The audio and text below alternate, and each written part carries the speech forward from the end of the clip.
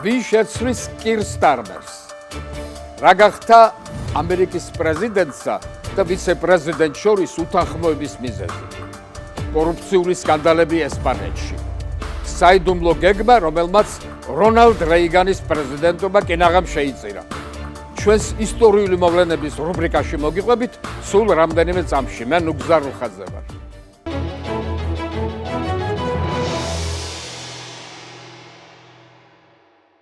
გამარჯობა.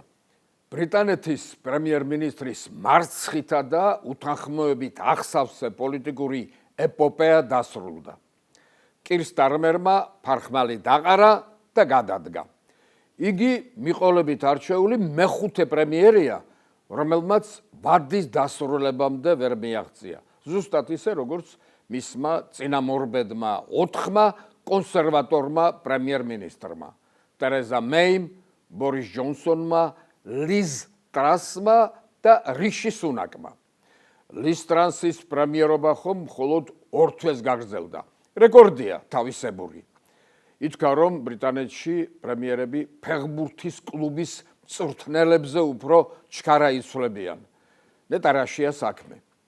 ქვეყანას ყავს მთავრობა მნიშვნელოვანი საპარლამენტო უმრავლესობით და თითქოს წარმატებითაც ახორციელებს ძალაუფლებას. სახელმწიფო და საზოგადოებრივი ინსტიტუტები განაგრძობენ მუშაობას. ევროპასთან ურთიერთობა აღდგა. ბრიტანეთის როლი საერთაშორისო არენაზე ისევ მყარია და მაინც გაერთიანებულ სამეფოში საქმე კარგად ვერ მიდის. პრემიერ-მინისტრები ზედიზედ განიცდიან ფიასკოს. მსოფლიოს ცნობილი პოლიტეკონომისტები ვარაუდობენ, რომ არასტაბილურობის მიზეზი ღრმად ფესვგადგმული პრობლემებია. ბრიტანეთის ეკონომიკა 2008 წლის ფინანსური კრიზისიდან მთლიანად ვერ გამოვიდა. პანდემიამ და უკრაინის ომმა ქვეყნის საერთო მდგომარეობა გააუარესა. ამბობენ, რომ ეკონომიკას მთავარი დარტყმა ბრექსიტმა მიაყენა, რომლის შედეგად იგი 6%-ით შემცირდა. ძალიან სერიოზული ციფრია. მიუხედავად იმისა, რომ ბრიტანელთა 55% ამჟამად ევროკავშირში დაბრუნებას მიესალმება, ხელახალი გაწევრიანების პროცესი ხანგრძლივი და რთული იქნება. პოლიტიკური ლიდერები ამორჩეველს ვერ უბედავენ იმის თქმას, რომ საგრძნობ ეკონომიკურ გაუმჯობესებას ევროკავშირში გაწევრიანების პროცესის დასრულებამდე უნდა ელოდონ, რასაც 5-დან 10 წლამდე დრო დასჭირდება.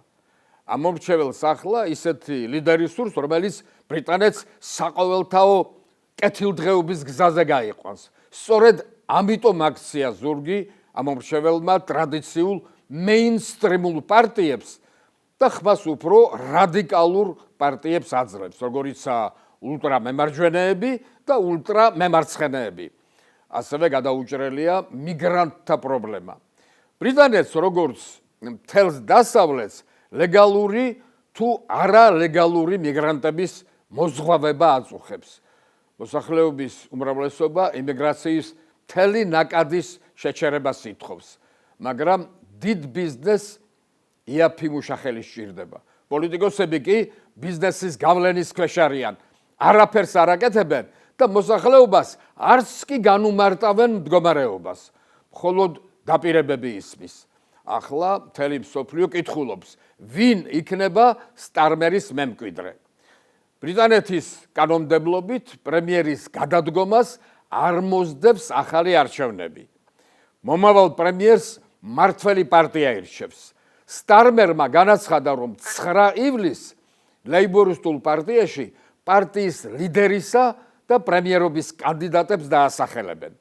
საბოლოო არჩევნები 17 ივლისამდე უნდა ჩატარდეს და ამის შემდეგ გაირკვევა, თუ ვინ გახდება ბრიტანეთის შემდეგი პრემიერ-მინისტრი. პრეტენდენტებიდან ყველაზე დიდი შანსი მანჩესტერის მერს ენდი ბერნჰემს აქვს. ის უკვე 1 წელია, რაც სტარმერის მთავარი კონკურენტია. ბერნჰემის შესახებ მსოფლიოში ცოტა რამ არის ცნობილი. მისი მოღვაწეობა ძირითადად საშინაო საქმეებს უკავშირდება. ლივერპულის გარეუბანში დაბადებული 46 წლის პოლიტიკოსის ოჯახი ინგლისის ელიტას არ განეკუთვნება.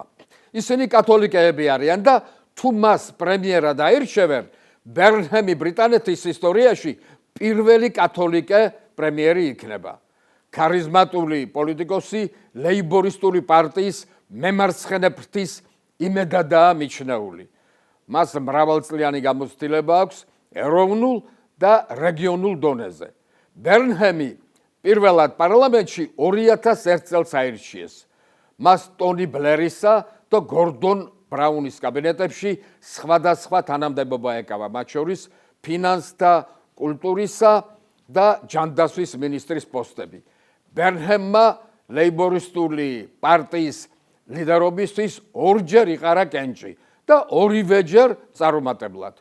2017 წელს მან პარლამენტი დატოვა და დიდი მანჩესტერის მერი გახდა, სადაც სერიოზული პოპულარობით სარგებლობდა, მაგრამ როგორც სტარმერის კარიერა მაჩვენა, არჩევნებში გამარჯვება და მოსახლეობაში ნდობის მოპოვება არ ნიშნავს კარგ პრემიერ-მინისტრობას. ასეა თუ ისე, ვინც არ უნდა გახდეს ბრიტანეთის მთავრობის ლიდერი, ნებისმიერს მოუწევს არაპოპულარული და მტკივნეული რეფორმების გატარება.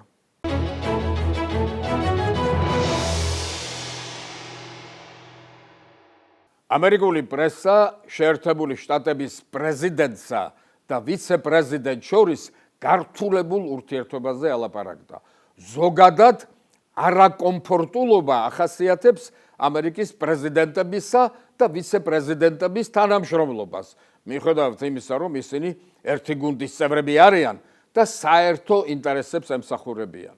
ვიცე-პრეზიდენტი, როგორც რანგით მეორე აღმასრულებელი პირი ქვეყანაში, მთავრობასა და კონგრესში უაღრესად გავლენიანი ფიგურაა, რომელიც საკანონმდებლო ორგანოში სენატს თავმჯდომარეობს და არის პრეზიდენტის კაბინეტისა და სახელმწიფო უსაფრთხოების საბჭოს წევრი.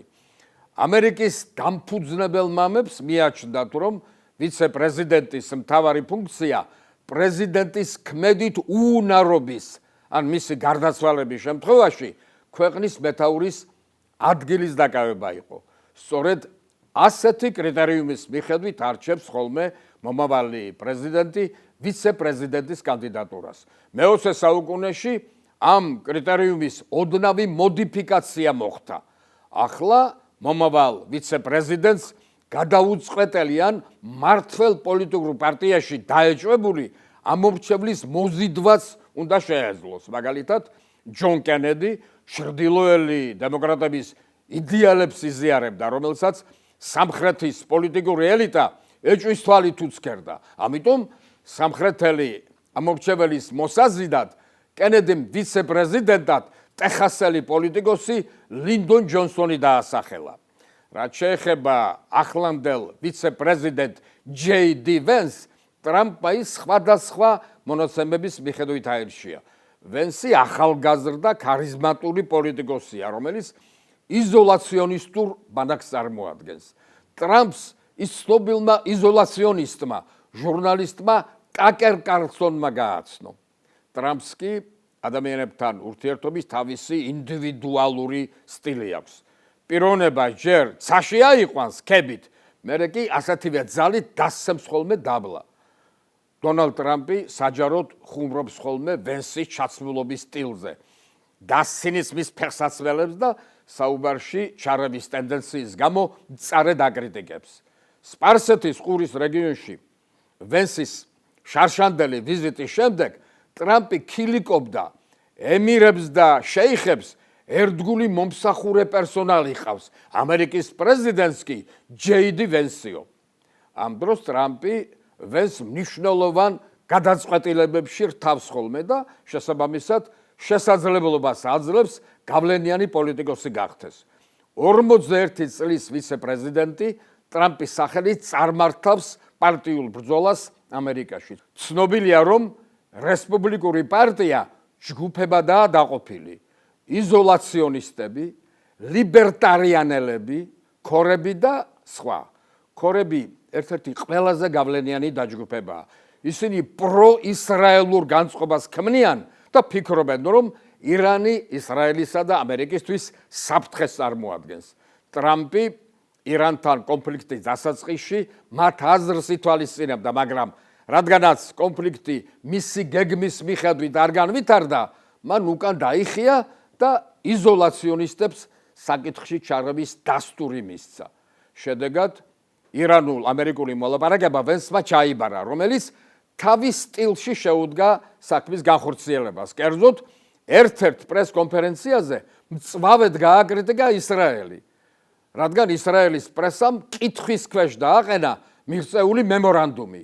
ვენსის სიტყვები არ გავდა ამერიკელი მოხელის სტანდარტულ გამოსვლას. შეერთებული შტატების მხრიდან ისრაელის ასეთ მკაცრ კრიტიკას ანტისემიტური ჟღერადობა ჰქონდა. წინათ ასეთი გამოსვლისთვის შესაძლოა საქმე სასამართლომდე მისულიყო. პრესაში ითქვა, რომ ვენსის ეს გამოსვლა ტრამპსა და მის მხარდამჭერ ქორებს არ მოეწონათ. სწორედ ამის გამო გაჩნდა დაზაბულობა ამერიკის პრეზიდენტსა და ვიცე-პრეზიდენტს შორის. ამას წინათ ჯეი-დი ვენსი ირანთან მოლაპარაკების მეხუთე საათს რომ იწყებდა, ტრამპი დაიმუქრა, რომ ირანს ხელახლა დაბომბავდა. შედეგად მოლაპარაკება კინაღამ ჩაიშალა. ვენს ცხადია არ მოეწონა ტრამპის საქციელი, მაგრამ ტრამპი ტრამპია და პრესაც არ უშვებს ხოლმე ხელიდან მის ნაკვესებს. თუ ირანი ჩვენს წინადადებას არ დათანხმდება, ჯეი ვენს დავადანაშაულებ. და თუ ყველაფერი კარგად წავა, გამარჯვებას მე მივიწერო, ასე უთქვამს.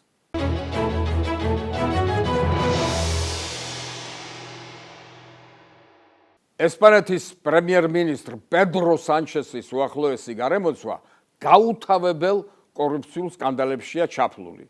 ყველაზე მტკივნეული პრემიერისთვის მაინც ის არის, რომ სკანდალში გახვეულნი მისი ოჯახის წევრების აღმოჩნდნენ. მაგალითად, პრემიერის მეუღლეს ბეგონია გომეშს ესპანეთის იუსტიცია სახელმწიფო სახსრების გაფლანგვას, კორუფციას, თანამდებობრივი უფლებამოსილების ბოროტად გამოყენებასა და ადამიანებზე უკანონო გავლენას ედავება. გამოძიების თანახმად, ქვეყნის პირველი ლედისთვის მადრიდის უნივერსიტეტში საგანგებო პოზიცია შეიქმნა, რასაც ის პირადი ინტერესებისთვის იყენებდა. საუბარია კათედრაზე სახელწოდებით კონკურენტუნარიანი სოციალური ტრანსფორმაცია. ექსპერტების აზრით, ასეთი სტრუქტურის იდეა მისი ბუნდოვანი შინაარსის გამო თავიდანვე კითხვებს აჩენდა. მისი შექმნისთვის კი უნივერსიტეტის ხელმძღვანელობაზე ზეწოლა ხორციელდებოდა. გამოძიების დაწყების შემდეგ კათედრა დაიხურა, რადგან ჩაითვალა, რომ მას არც სამეცნიერო და არც პრაქტიკული ღირებულება არ ჰქონდა. ასევე კორუფციულ სკანდალშია გახვეული პრემიერ-მინისტრის ძმა დავიდ სანჩესი. ბრალდების თანახმად 2017 წელს ესპანეთის ქალაქ ბადახოსის სოციალისტური პარტიის გამგეობაში დავიდ სანჩესისთვის საგანგებო თანამდებობა შეიქმნა. პირველი ლედი და პრემიერის ძმა ბრალდებებს უარყოფენ, მაგრამ ქვეყნის იუსტიციის სამსახურს საკითხზე სულ სხვა აზრი აქვს. სასამართლომ ბეგონია გომეშს მკაცრი შეზღუდვები დაუწესა. პასპორტის ჩაბარება და თვეში ორჯერ სამართალდამცავ ორგანოებში გამოცხადება. ეს რაც შეეხება პედრო სანჩესის ოჯახის წევრებს. უფრო მძიმე მდგომარეობა მის პარტიულ კოლეგებთან დაკავშირებით. სანჩესის ორ თანამოაზრეს გავლენიან პოლიტიკოსებს სასამართლომ გამამტყუნებელი განაჩენი გამოუტანა. საქმე ეხება სოციალისტური პარტიის ყოფილ მდივანს კოლდო გარსიას და ტრანსპორტის ყოფილ მინისტრს ხოსე ლუის აბალოს. კოლდო გარსიას 19 და აბალოს 24 წლით თავისუფლების აღკვეთა მიესაჯათ. საქმეში ბრალდებულ ბიზნესმენს ვიქტორ დე ალდამას კი 19 წლიანი პატიმრობა მოუწევს. საქმე, რომელსაც პრესამ თავარი ეჭვმიტანილის სახელი კოლდო უწოდა, 2024 წლის თებერვალში გაიხსნა. გარსიას, აბალოსა და დე ალდამას დანაშაულებრივ ორგანიზაციაში მონაწილეობის, ქრთამის აღების, სახელმწიფო სახსრების გაფლანგვისა და გავლენით ვაჭრობის გამო წაუყენეს ბრალი.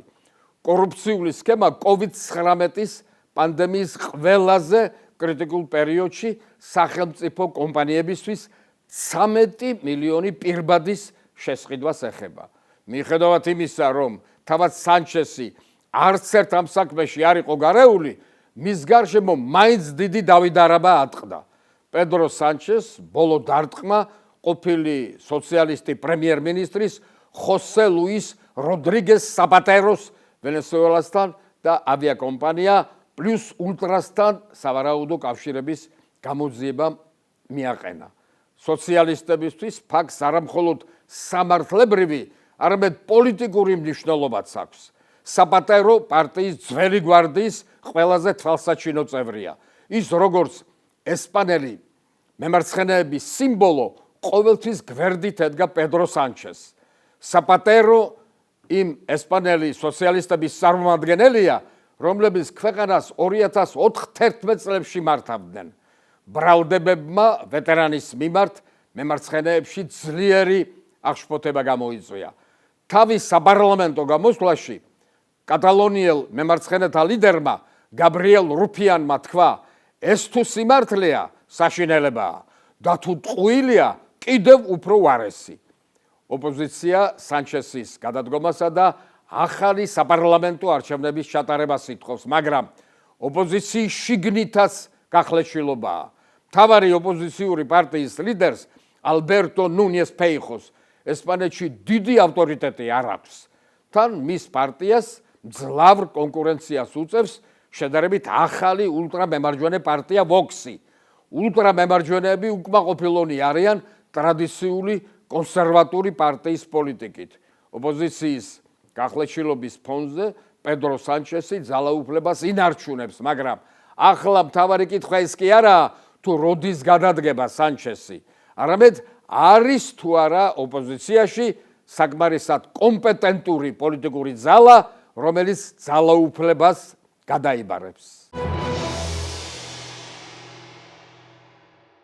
ირანსა და ამერიკას ურთიერთობის საკმაოდ მძიმე ისტორია აქვს. ერთ-ერთი უმძიმესი ეპიზოდი, რომელიც მსოფლიოს უახლეს ისტორიაში ირან-კონტრა-სკანდალის სახელით შევიდა და რომელმაც კინაღამ რონალდ რეიგანის პრეზიდენტობა შეიწირა, გასული საუკუნის 80-იან წლებში განვითარდა. ირანის უკანასკნელი შაჰის მოჰამედ რეზა ფეჰლევის ხანაში ირანი ამერიკის მოკავშირე იყო. ვაშინგტონს თეირანის საბჭოთა კავშირის შესაკავებელ და სპარსეთის ყურეში რეგიონული სტაბილურობის მნიშვნელოვან ფორპოსტად მიაჩნდა. ამ ალიანსის ფარგლებში ამერიკა ირანს დიდი რაოდენობით თანამედროვე იარაღით, სამხედრო ტექნიკითა და აღჭურვილობით ამარაგებდა. ირანის არმია დასავლურ სტანდარტებზე იყო აგებული. ქვეყანაში ამერიკელი სამხედრო მრჩეველები მუშაობდნენ და ირანი ამერიკული იარაღის ერთ-ერთი უმსხვილესი მყიდველი იყო. ყველაფერი შეიცვალა, როცა ირანში ისლამურმა რევოლუციამ გაიმარჯვა. ახალმა ირანმა ამერიკამ მთავარ მტრად გამოაცხადა, რასაც ორ ქვეყანას შორის მძიმე დიპლომატიური კრიზისი მოჰყვა. ირანის სულიერი და პოლიტიკური ლიდერის რუჰოლა ხომეინის მომხრე სტუდენტები თეირანში შეერთებული შტატების დიპლომატიური მისიის შენობაში შეიჭრნენ და საელჩოს თანამშრომელთა დიდი ნაწილი მძევლად აიყვანეს. მომხდარის კვალდაკვალ ამერიკამ და ირანმა მთლიანად გაწყვიტა დიპლომატიური ურთიერთობა. სწორედ იმ პერიოდში ირანსა და ერაყს შორის ომი დაიწყო. ირანის არმია ჯერ კიდევ შაჰის დროინდელი ამერიკული იარაღით სარგებლობდა, რომლის სათადარიგო ნაწილების დეფიციტი გაჩნდა. ორ ქვეყანას შორის გაწყვეტილი ურთიერთობის გამო თეირანმა მათი შეძენა ჩრდილოვანი არხებით, მათ შორის ევროპელი შუამავლების დახმარებით დაიწყო. საქმეში ევროპელთა ჩარევით გაღიზიანებულმა ამერიკამ ფართო დიპლომატიური კამპანია გააჩაღა, რომ ირანისთვის არავის არ მიეყიდა ამერიკული იარაღი, მაგრამ ამერიკამ ირანს სანქციები დაუწესა და ტერორისტი ქვეყნების სიაში შეიყვანა. თუმცა ირანი მაინც ახერხებდა ამერიკული იარაღის შეძენას. ამ ფონზე ამერიკის პრეზიდენტის რონალდ რეიგანის ადმინისტრაციაში სახელმწიფო უსაფრთხოების საბჭოს მდივნის ჯონ პოინდექსტერის აპარატში ერთი სკანდალური იდეა დაიბადა, რომლის მიხედვით ამერიკა საიდუმლო არხებით ირანს იარაღს მიყიდიდა. ვარაუდობდნენ, რომ ირანისთვის იარაღის მიყიდვა ირანულ-ამერიკული ურთიერთობის აღდგენა შეუწყობდა ხელს და ხომეინის რეფორმისტულ ფრთას გააძლიერებდა. იყო სხვა მოსაზრებას. მაშინ პრო-ირანულ დაჯგუფება ჰეზბოლას ლიბანში 6 ამერიკელი მძევალი ჰყავდა აყვანილი. ვაშინგტონი ვარაუდობდა, რომ იარაღის მიყიდვის სანაცვლოდ თეირანი ვაშინგტონს მათ გათავისუფლებაში დაეხმარებოდა. უნდა ითქვას, რომ ამ გეგმის განხორციელების წინააღმდეგი იყო პრეზიდენტი რეიგანი, ვიცე-პრეზიდენტი ჯორჯ ბუში და ამერიკის სახელმწიფო მდივანი ჯორჯ შულცი. საბოლოო ჯამში პოინდექსტერმა გეგმის განხორციელების სიკეთეში ამერიკის პრეზიდენტი დაარწმუნა. პრეზიდენტმა რეიგანმა გეგმის განხორციელებაზე მთელი პასუხისმგებლობა უსაფრთხოების საბჭოსა და მის უფროს დააკისრა. დახმარებისთვის ვაშინგტონმა თელ-ავივს მიმართა. ისრაელის საიდუმლო სამსახურმა მოსადმა შუამავლად იარაღით მოვაჭრე წარმოშობით ირანელი ბიზნესმენი მანუჩერ გორბანიფარი იპოვა, რომელიც პასუხს აგებდა ჯაჭვის ყველა რგოლის დაკავშირებასა და ოპერაციის ჩვეულებრივ კომერციულ ტრანზაქციად წარმოჩენაზე. შემუშავებული სქემის მიხედვით გორბანიფარი ოფიციალურად ამერიკულ იარაღს ისრაელისგან ყიდულობდა და ირანს აწვდიდა.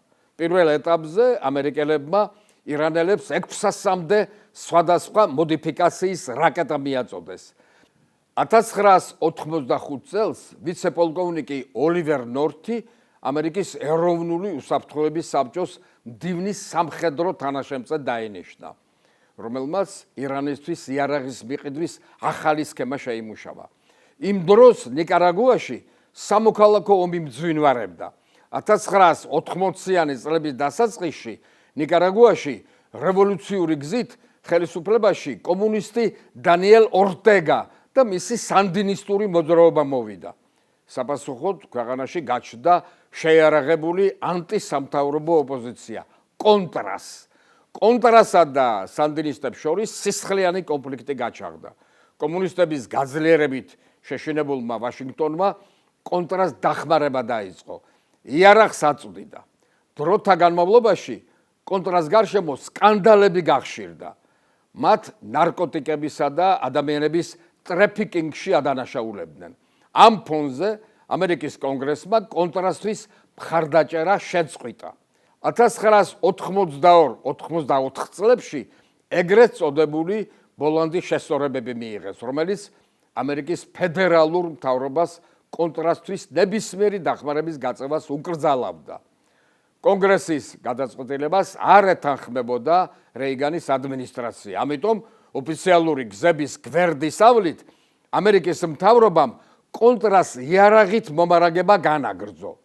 ოლივერ ნორთმა ირანისა და კონტრა შეიარაღების სქემების გაერთიანება გადაწყვიტა. ამგვარად ერთმა სქემამ ორი მიზნი დაიწყო მუშაობა, ვიდრე ტრაგიკული ინციდენტი არ მოხდა. 1986 წლის 5 ოქტომბერს სანდინისტებმა ნიკარაგუის ცაში სამხედრო სატრანსპორტო თვითმფრინავი ჩამოაგდეს. ჩამოგდებულ თვითმფრინავში იარაღი და საბრძოლო მასალები აღმოაჩინეს. ეკიპაჟის ერთადერთმა გადარჩენილმა წევრმა დაკითხვაზე აღიარა, რომ ის ამერიკის ცენტრალური დაზვერვის სამმართველოს საიდუმლო დავალებას ასრულებდა. ანუ კონტრასთვის იარაღის მიწოდებას. 3 ნოემბერს ლიბანურმა ჟურნალმა აშ-შირაამ სტატია გამოაქვეყნა, რომელშიც დეტალურად იყო აღწერილი ამერიკასა და ირანს შორის საიდუმლო კონტაქტები, იარაღის მიწოდების მარშრუტები, გარიგების ოდენობა და შუამავლების როლი. სტატიამ ნაღმის აფეთქების ეფექტი გამოიწვია და ცივი ომის ეპოქის ერთ-ერთი ყველაზე გახმეურებული საერთაშორისო სკანდალის საწყისად იქცა. თავდაპირველად რეიგანის ადმინისტრაცია ყველაფერს უარყოფდა და ამტკიცებდა, რომ შეერთებული შტატები ტერორისტებთან გარიგებაში არ მონაწილეობდა და იარაღს მძევლებში არ სვლიდა. თუმცა ირანის ხელისუფლებამ ოფიციალურად დაადასტურა, რომ ამერიკულ მხარესთან კონტაქტები მართლაც არსებობდა და იარაღის მიწოდება ხორციელდებოდა. ამის შემდეგ ამერიკელებისთვის ამ ფაქტების უარყოფა შეუძლებელი გახდა. ამბავი კი მთელ მსოფლიოს მოედო და სერიოზული საერთაშორისო სკანდალი გამოიწვია. ამერიკის ფარისევლობამ მსოფლიო გააოგნა. ამერიკა ხომ მთელ მსოფლიოს ხმამაღლას თხოვდა, რომ ირანელებისთვის იარაღი არავის მიეყიდა. ამასობაში კი საიდუმლოდ თავად აწვდიდა ირანს იარაღს. ამ ამბავმა ამერიკაშიც დიდი უსიამოვნება გამოიწვია. დემოკრატები რონალდ რეიგანის იმპიჩმენტს ითხოვდნენ, რომელიც კარგად ხვდებოდა, რომ მას თანამდებობიდან გადადგომა დაემუქრა. ამიტომ თავის გადასარჩენად დიდი PR კამპანია წამოიწყო.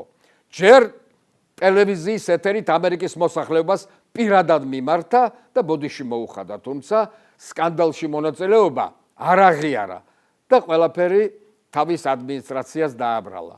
თან პირობა დადო, რომ სკანდალს გამოიძიებდა.